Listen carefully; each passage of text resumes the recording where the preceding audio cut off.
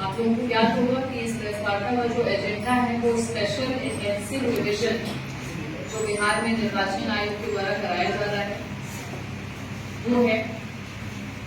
विशेष गहन पुनरीक्षण इस बार हमारे बिहार में हो रहा है और इससे पहले विशेष गहन पुनरीक्षण हमारी इलेक्टोरल रोल का 2003 में हुआ था। इसका उद्देश्य ये है कि हर बार हम लोग, आपको जानते हैं आप लोग, हर साल हमारी इलेक्टोरल रोल का रिवीजन होता है। जिनके नाम नहीं जुड़े होते हैं या जो 18 वर्ष की आयु प्राप्त करते हैं उनका नाम जोड़ा जाता है। जो मृत हो गए हैं या परमानेंटली शिफ्ट हो गए हैं, ऑर्डिनरीली रेजिडेंट नहीं है, उनका नाम हटाया जाता है।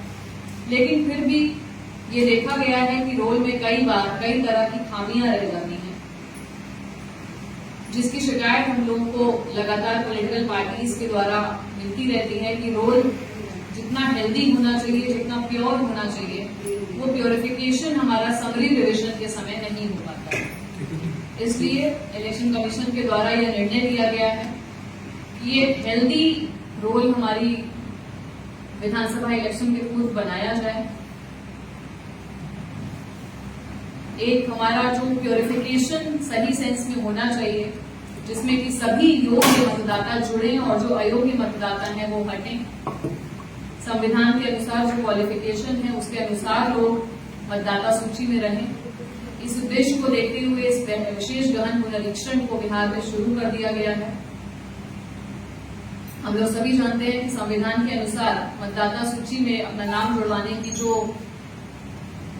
क्वालिफिकेशंस हैं, अर्हताएं हैं, वो है कि आपको 18 वर्ष की आयु मिनिमम होनी चाहिए, आप उस ऑर्डिनरीली रेजिडेंट होने चाहिए, भारतीय नागरिक होने चाहिए और कानूनन आप वोटर होने के लिए, इलेक्टर होने के लिए डिस्क्वालीफाइड नहीं होने चाहिए। तो जो लोग ये सभी अर्हताएं पूरी करते हैं उनका ही नाम मतदाता सूची में जोड़ा जाता है।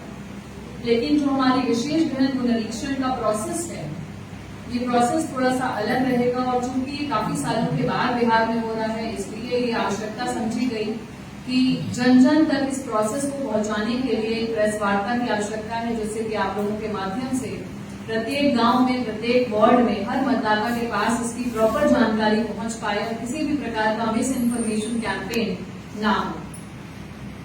तो जो इसका प्रोसेस रहेगा उसमें हमारे करंट रोल में जो हमारा 6 जनवरी 2025 को रोल पब्लिश हुआ था, उसमें जितने भी इलेक्टर्स थे, 8 लाख से अधिक मतदाता जहानाबाद जिले में हैं, जितने भी मतदाता हैं उन सभी मतदाताओं के घर घर जाकर प्रत्येक मतदाता को बूथ लेवल ऑफिसर्स एक एन्यूमरेशन फॉर्म देंगे।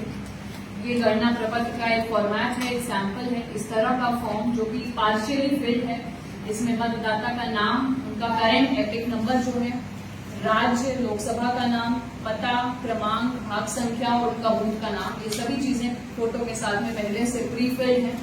इस फॉर्म को भी ये लोग घर घर जाकर के देंगे और इसके साथ साथ जो एडिशनल चीजें मतदाताओं को इसमें भरनी है वो भर करके मतदाता वापस ही अपने बीएलओ को जमा करेंगे।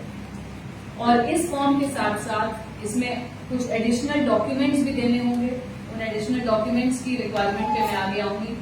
उन एडिशनल डॉक्यूमेंट्स के साथ जब आप अपने बीएलओ को ये फॉर्म जमा करेंगे 26 जुलाई से पहले, तो जितने लोगों का फॉर्म ये जमा होगा उतने ही लोगों का नाम 1 अगस्त को ड्राफ्ट रोल में पब्लिश होगा।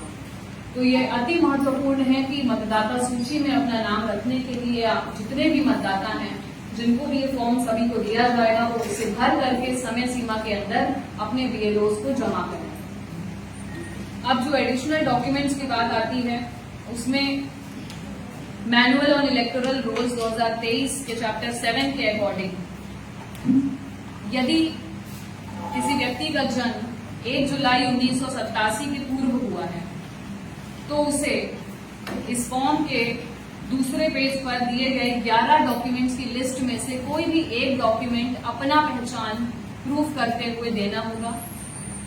यदि किसी भी व्यक्ति का जन्म 1 जुलाई 1987 से लेकर के 2 दिसंबर 2004 के बीच में हुआ है तो उसे एक डॉक्यूमेंट खुद के लिए देना होगा और दूसरा document either of the parents, माता या पिता में से किसी एक की पहचान प्रूफ करने के लिए ये 2 चीजें देनी होगी अलॉन्ग विथ दिस फॉर्म। यदि किसी का जन्म 3/12/2004 या उसके बाद हुआ है तो उन्हें एक डॉक्यूमेंट खुद के लिए देना होगा और 2 डॉक्यूमेंट अपने माता और पिता दोनों की पहचान को प्रूव करते हुए इस गणना प्रपत्र के साथ जमा करना होगा। तो इस बात की क्लैरिटी अत्यंत आवश्यक है ताकि जो मतदाता हैं वो समय पर हमें अपने फॉर्म्स जमा करें और अपने डॉक्यूमेंट्स के साथ जमा करें और ताकि हमें क्लेम्स एंड ऑब्जेक्शंस के समय, दावा आपत्ति के समय उनके फॉर्म्स का निष्पादन करने में समस्या न आए। अब जो डॉक्यूमेंट देने हैं वो क्या डॉक्यूमेंट्स हैं? पहली चीज ये है कि चूंकि लास्ट गहन पुनरीक्षण 2003 में हुआ था तो 2003 के इलेक्टोरल रोल को, 2003 की मतदाता सूची को इसमें बेस की तरह से ट्रीट किया जा रहा है, आधार की तरह से ट्रीट किया जा रहा है। तो यदि आपका नाम 2003 की मतदाता सूची में था तो आपको और कोई डॉक्यूमेंट देने की आवश्यकता नहीं है। खुद की पहचान प्रूफ करने के लिए आपको केवल आपको बताना है कि किस पार्ट में, किस बूथ में, किस सीरियल नंबर पे आपका नाम 2003 की मतदाता सूची में था। यदि आपका नाम 2003 की मतदाता सूची में नहीं था तो इन 11 डॉक्यूमेंट्स में से कोई भी एक डॉक्यूमेंट आपको या तो अपना या अपने माता का या अपने पिता का, depending on date of birth जो मैंने आपको बताया, उसके अकॉर्डिंग आपको डॉक्यूमेंट्स में से एक कोई देना होगा। अब वो क्या डॉक्यूमेंट्स हैं? इस सीरियल नंबर के अकॉर्डिंग मैं आपको एग्जैक्टली वही बता रही हूँ। पहला है केंद्रीय, राज्य या पीएसयू के नियमित कर्मचारी पेंशनभोगी को निर्गत कोई पहचान पत्र या पेंशन भुगतान आदेश, जिसे हम पीपीओ कहते हैं। सरकार या स्थानीय प्राधिकरण या बैंक या डाकघर या एलआईसी या पीएसयू के द्वारा भारत में 1/7/1987 से